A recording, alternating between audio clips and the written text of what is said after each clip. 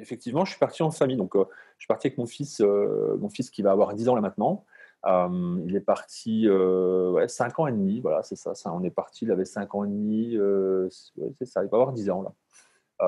Donc une expérience, en tout cas qui peut intéresser beaucoup de personnes parce que, bah, il y a l'école, on est outre de tout ce qui est maternel et cetera et on rentre dans le vrai cycle scolaire, voilà, ce qui n'a pas été forcément une inquiétude pour moi.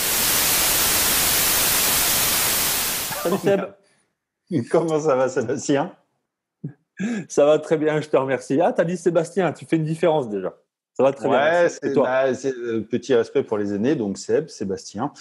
Sébastien, je suis très heureux de t'accueillir puisqu'on a déjà eu l'occasion de faire quelques vidéos ensemble, mais surtout, tu as un parcours d'expatrié que je trouve intéressant de partager pour Coalition, puisque non seulement tu viens d'une contrée un peu différente de la mienne, puisque tu es belge, et puis surtout, tu as joué le jeu de l'expatriation en famille, ce qui n'était pas mon cas.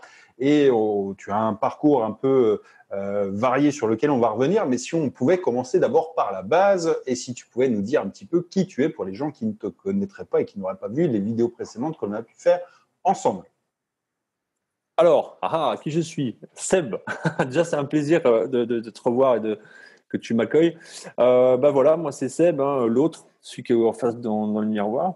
Allez, comment est-ce que je vais expliquer ça? Bah, j'étais entrepreneur en Belgique depuis de nombreuses années, dans le télécom et dans l'immobilier. Et puis en 2016, j'ai décidé d'arrêter tout ça et de partir m'expatrier. Ça a commencé d'abord par la Caraïbe, comme tu le sais, pour mon amour de la mer, ça a été une des premières motivations. Tenter certaines expériences en termes de tourisme, que ce soit tant au niveau de la mer que de l'immobilier. Et puis, on est resté là-bas 2 ans et on est arrivé en Asie, plus particulièrement en Thaïlande. Et puis en décembre 2019, je suis reparti de Thaïlande pour réexplorer un petit peu le monde sur certaines facettes, parce que bah, voilà, j'ai d'autres projets qui se dessinent. Et effectivement, je suis parti en famille. Donc, je suis parti avec mon fils qui va avoir 10 ans là maintenant. Il est parti, ouais, 5 ans et demi, voilà, c'est ça, on est parti, il avait 5 ans et demi, ouais, c'est ça, il va avoir 10 ans là. Donc une expérience, en tout cas, qui peut intéresser beaucoup de personnes parce que, bah, il y a l'école, on est outre de tout ce qui est maternel et cetera et on rentre dans le vrai cycle scolaire, voilà, ce qui n'a pas été forcément une inquiétude pour nous, quoi.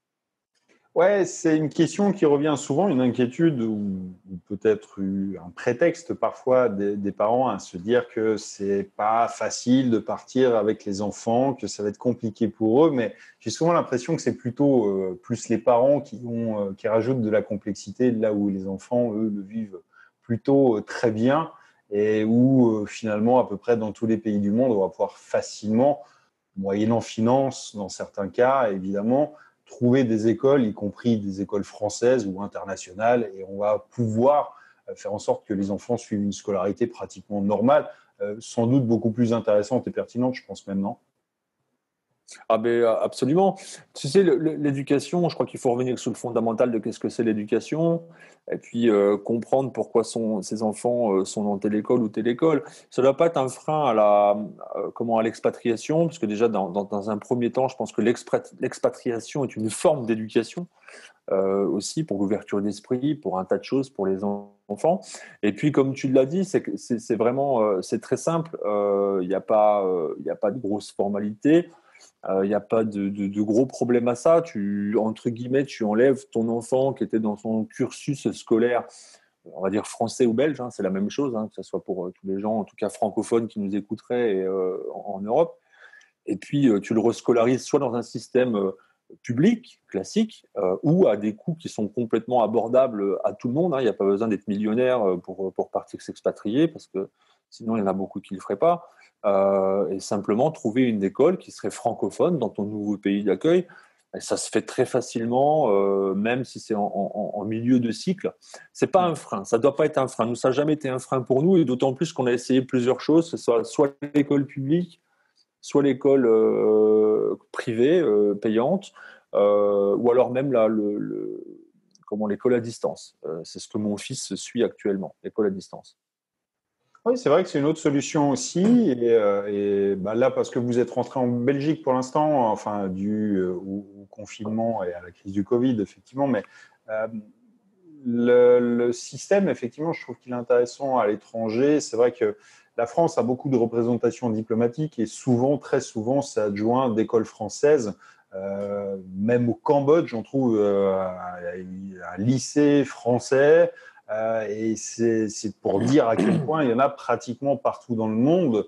Et souvent, on va trouver, quoi qu'il en soit, dans tous les pays du monde, à peu près, je pense, sans exception, des écoles internationales. On va pouvoir faire suivre des cycles et des cursus qui sont.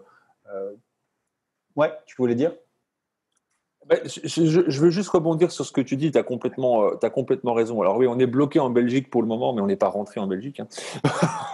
que, ça, que ça soit dit. Non, en fait, si tu veux, l'idée,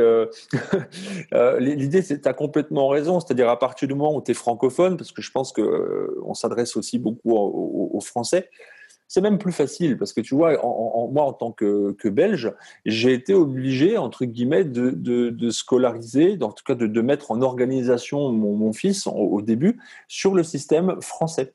Parce que en fait en Belgique on a un système complètement différent de la France. Il est complètement décalé par rapport à la France et c'est pas un programme qui s'est internationalisé du tout. Alors qu'au niveau de la France, il y a des antennes partout, partout, partout en termes d'écoles françaises dans le monde entier. Je me demande même où est-ce qu'il n'y en a pas. Et c'est très facile de rescolariser ton enfant dans le même système au final que celui qu'il était quand il est parti. Si ce n'est qu'il y aura des différences encore positives, c'est qu'il aura un mélange dans la classe, un mélange de cultures, parce qu'il y aura beaucoup de nationalités. Il aura déjà une approche dans la langue nationale du pays.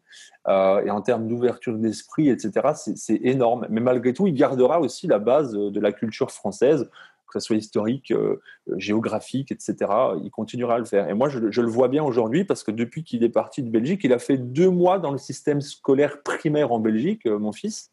Et après, il est parti dans le système scolaire français, hein, voilà, mais avec soit des incursions thaïlandaises, anglaises, ou d'autres nationalités en fonction de là où on était, quoi. Donc c'est hyper simple en fait, c'est très très simple, surtout quand tu es français.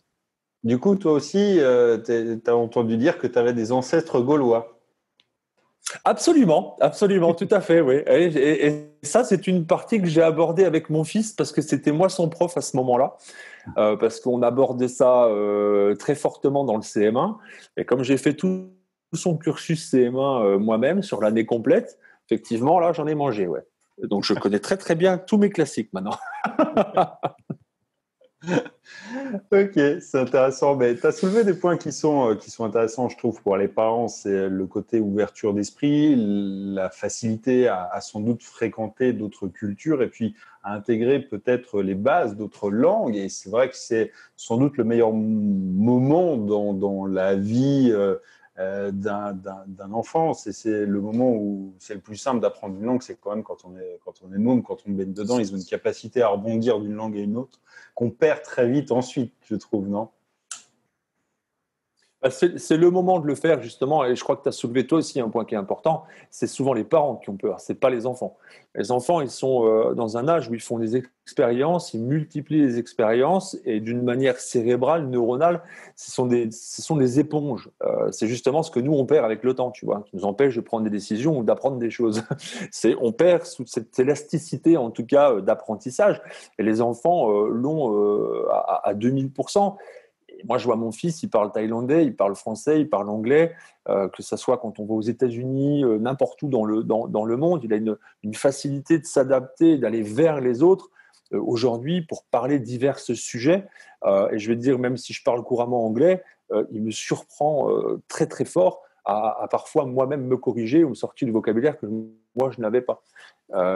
Et ça, effectivement, je pense pas, ça fait partie du petit plus je trouve, de l'éducation à l'international qui va pas trouver peut-être dans la structure classique, dans son pays classique en tout cas. Le petit plus, petit quelque chose en plus pour l'enfant.